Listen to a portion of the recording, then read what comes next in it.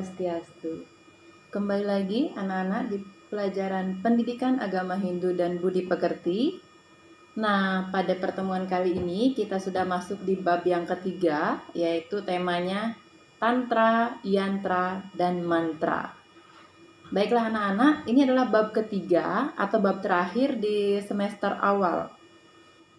Pada materi Tantra, Yantra, dan Mantra, itu akan kita bagi menjadi 4 subtopik. Yang pertama kita akan belajar tentang apa itu Tantra, Yantra, dan Mantra. Yang kedua kita akan belajar tentang fungsi dan manfaat Tantra, Yantra, dan Mantra dalam kehidupan dan penerapan ajaran Hindu. Yang ketiga kita akan belajar mengenai bentuk-bentuk Tantra, Yantra, dan Mantra yang dipergunakan dalam praktek kehidupan sehari-hari sesuai dengan ajaran agama Hindu. Dan yang terakhir adalah kita belajar bagaimana cara mempraktekkan ajaran Tantra, Yantra, dan Mantra. Anak-anak, sebelum kita lanjutkan untuk membahas apa itu Tantra, Yantra, dan Mantra, jadi kita ingat kembali bahwa dalam mewujudkan bakti kita terhadap Brahman atau Tuhan Yang Maha Esa, secara umum bentuk bakti itu dapat dilakukan atau melibatkan beberapa aspek seperti yantra, tantra, mantra, yajna, dan yoga.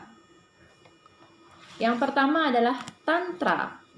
Kata tantra berasal dari bahasa Sanskerta yang memiliki makna memperluas. Tantra merupakan salah satu dari sekian banyak konsep pemujaan terhadap ide Sang Yang Widiwasa atau Tuhan Yang Maha Esa, di mana manusia kagum akan sifat-sifat kemahakuasaannya sehingga memiliki keinginan untuk mendapatkan kesaktian. Tantra dalam perkembangannya sering menggunakan simbol-simbol material termasuk simbol-simbol erotis. Tantra sering diidentikan dengan ajaran kiri yang mengajarkan pemenuhan nafsu seksual. Konsep ini berpangkal pada percakapan Dewi Parwati dengan Dewa Siwa yang menguraikan turunnya Dewi Durga ke bumi pada zaman Kali untuk menyelamatkan dunia dari kehancuran moral dan perilaku. Yang kedua adalah yantra. Kata yantra dalam bahasa Sanskerta memiliki arti mengikat, menyimpulkan sebuah peralatan, instrumen, mesin, dan sebuah jimat. Yantra umumnya berarti alat untuk melakukan sesuatu guna mencapai tujuan. Di dalam pemujaan yantra adalah sarana. Di dalam pemujaan, yantra adalah sarana tempat memusatkan pikiran. Yantra merupakan aspek dalam dari bentuk penciptaan. Yantra adalah garis-garis lurus dan garis-garis lengkung yang dipadukan sedemikian rupa yang merupakan basis dari energi dan alam semesta sebagai perwujudan dewata. Yantra adalah wujudnya, mantra adalah jiwanya, dan dewata adalah atma yang menghidupkannya. Perbedaan antara yantra dengan dewata adalah seperti halnya badan dan roh. Yantra diyakini merupakan basis alami atau kebenaran. Ideogram daripadanya tulisan-tulisan muncul.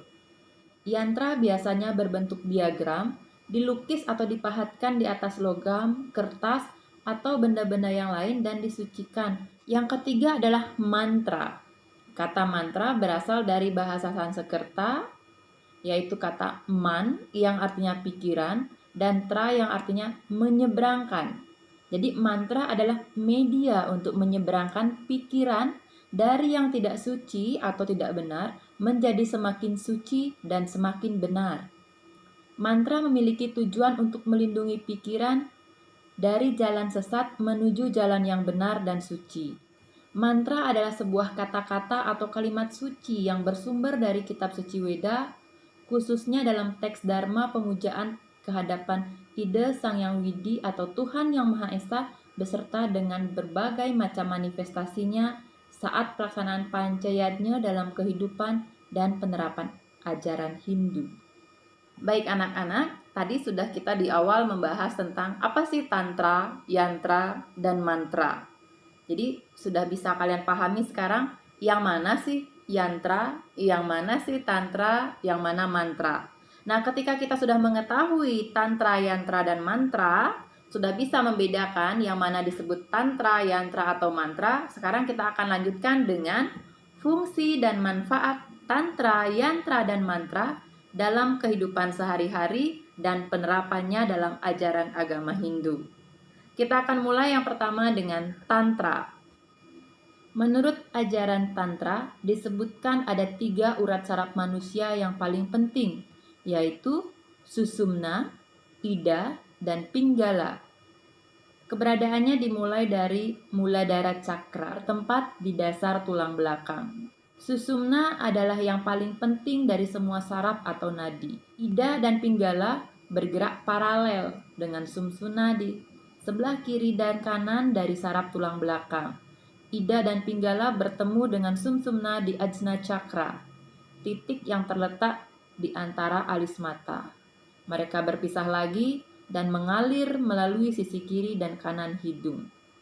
Di Indonesia dikenal ada 3 jenis tantra, yaitu Bhairawa Heruka di Padang Lawas, Sumatera Barat, Bhairawa Kalacakra yang dipraktekkan oleh Raja Kertanegara dari Singasari, dan Aditya Warman dari Sumatera yang sezaman dengan Gajah Mada di Majapahit, dan Bhairawiya Bima di Bali.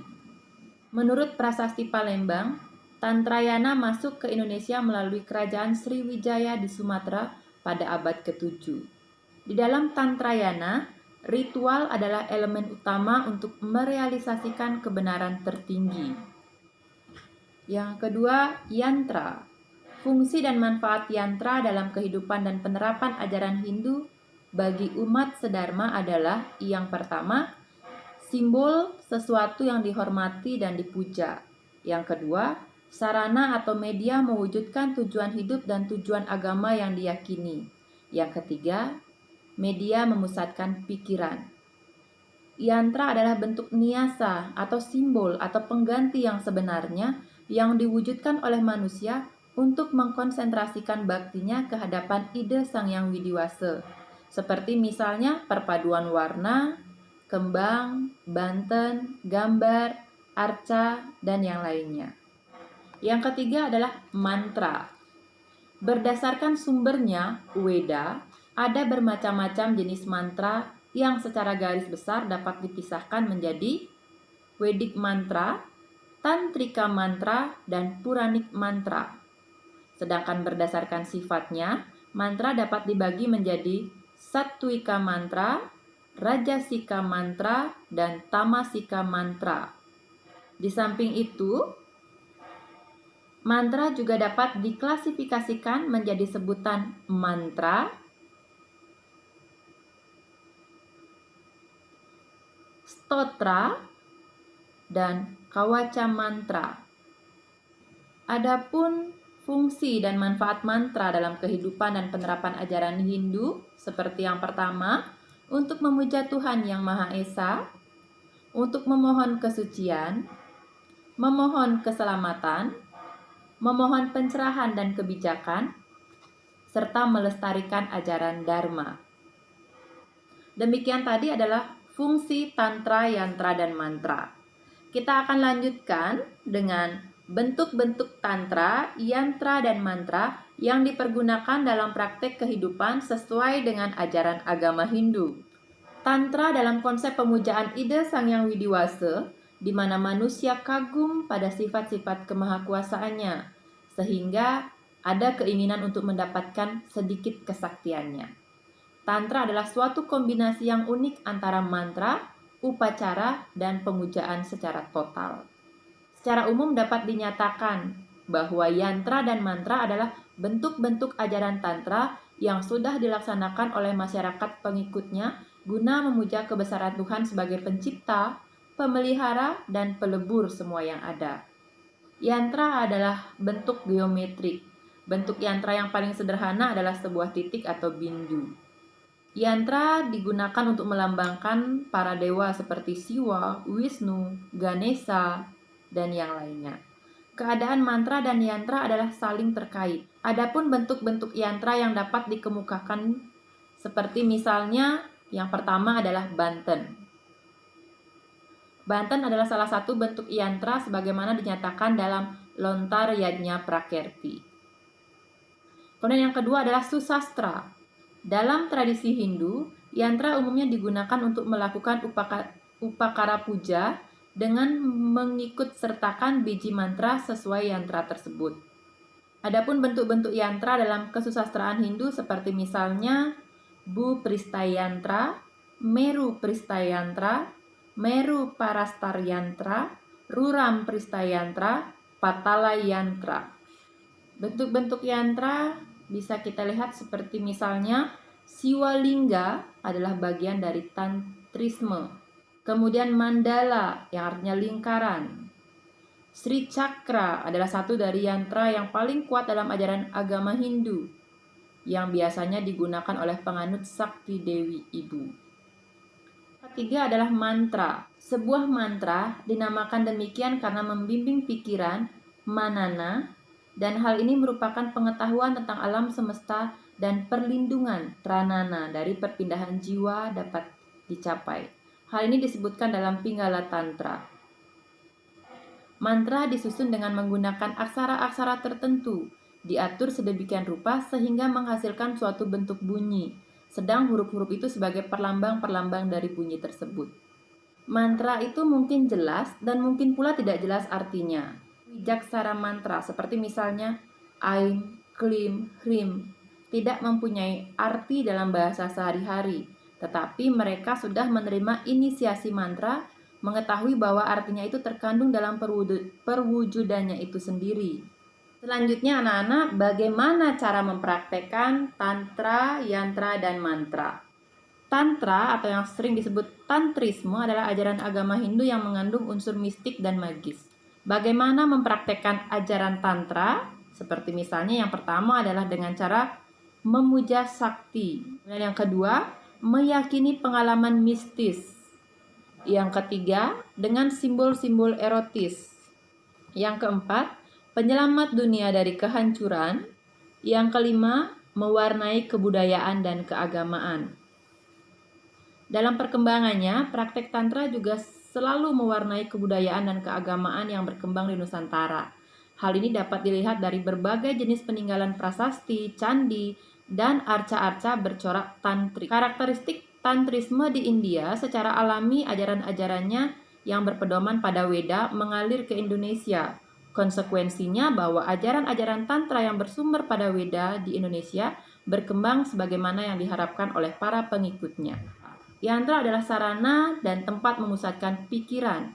Adapun unsur-unsur sebuah yantra adalah titik, garis lurus, segitiga, lingkaran, heksagon, bujur sangkar, bintang, garis melintang, swastika, bintang segi 6, dan padma. Adapun jenis yantra yang utama yang kita kenal dalam praktiknya di masyarakat seperti misalnya yantra raja atau raja yantra. Yang kedua, yantra sarwatobadra atau yantra penjaga seluruh penjuru.